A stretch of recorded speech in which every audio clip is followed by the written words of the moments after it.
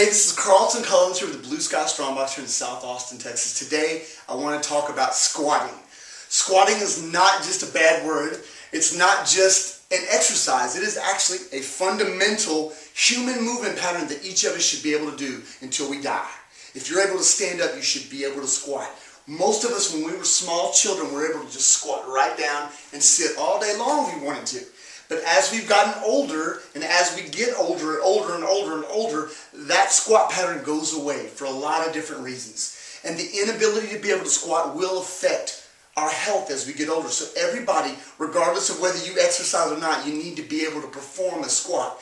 You don't necessarily need to be able to go low, low, low, but you should be able to squat with good form. Now, I'm not going to try to teach you how to squat today because that would take too long, and everybody has different problems. But just hear me out. I'm going to give you ideas of things to work on. So say you're a person that doesn't like to exercise. You still should be able to, I would say daily, do a stretch and hang on to something sturdy and sink down carefully, relax down into a comfortable squat. Try to keep your heels on the ground, don't let those come off, and relax there for a minute. Maybe make a phone call. I know that sounds ridiculous, but one of these days you're going to wish you had that. You're going to wish you had practiced that more, because the inability to squat, I'm telling you, will affect your health as you get older. Because if there's one thing that people need to do better, they need to squat. I see it all the time. I've been a personal trainer for over a decade. I've worked with hundreds of people. Most people have one of three goals. One is to improve their health and get a little stronger.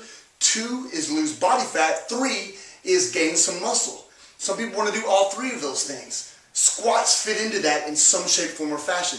I don't squat real heavy and do a lot of heavy squat work anymore. I'm not trying to get my legs to be bowling balls. I like just being normal and healthy.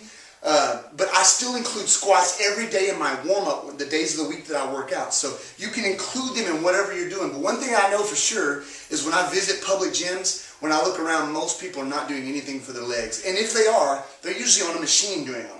Nothing wrong with a machine, but if you're able to do a machine and not be able to squat with your own body weight, that is a problem. So what I'm going to do today is I'm going to show you a few exercises that I think are important, simple ways to organize a squat. To keep things simple, because I myself like simple, I'm going to break most of the squats will fall into 2 main categories. And those categories are 2-legged squats and more or less 1-legged squats. Of course, if you do one leg, obviously you have to do the other. So 1-legged squats, 2-legged squats. Most squats, there's a lot of different ways to squat, a lot of different variations, but most of them will fall into one of those basic categories. If you're a beginner, you need to learn how to squat well. Start with a 2-legged squat, no weight, and just work on doing 5 perfect, as close to perfect repetitions as you can.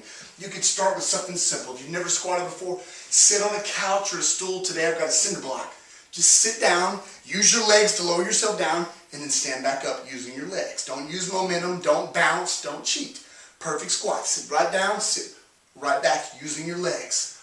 Research that, practice that. Once you can do 5 good, work towards doing 10. Once you can do 10, work towards 15. Once you can do 15, maybe work towards 20. Once you can do 20 well, maybe start trying to go a little lower. Sit on I've got a little ball here today, but you could sit on a curb or sit on something a little lower. Go to a point where you can do it. Don't do something you fail at. Do something you can do good at.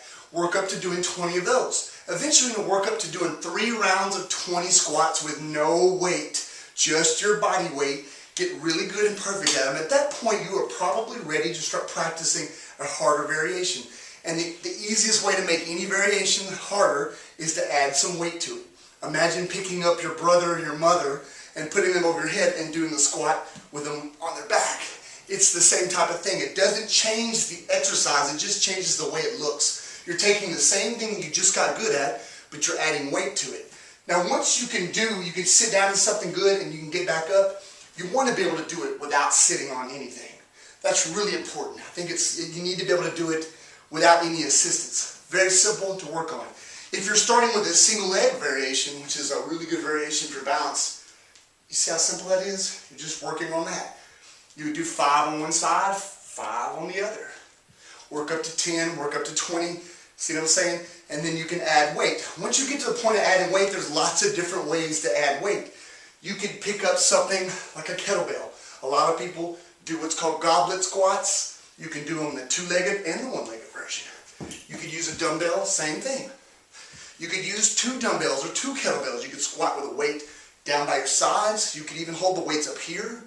You could hold the weights up here. There's lots of different ways. There's not any one good or bad way. It's just different. Find something that's different. Use what you have.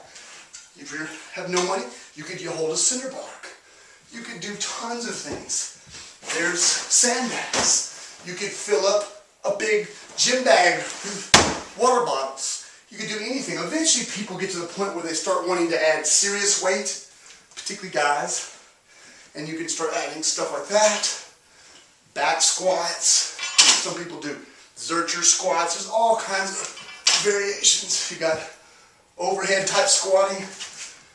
All of these are the same thing. I'm just taking that same 2-legged or 1-legged movement squatting pattern and then adding some weight to it. Again, start with 5, work up to 10, work up to 15, work up to 20. And do that at least once or twice a week on a regular basis, and you're going to be doing pretty good. If all that's too easy for you, try doing an overhead squat with 800 pounds. You can't make it any harder. You can't make it any easier. These are challenging exercises. Me, I take a PVC overhead and I just body weight squat with that as my warm-up, just to make sure that I'm squatting good.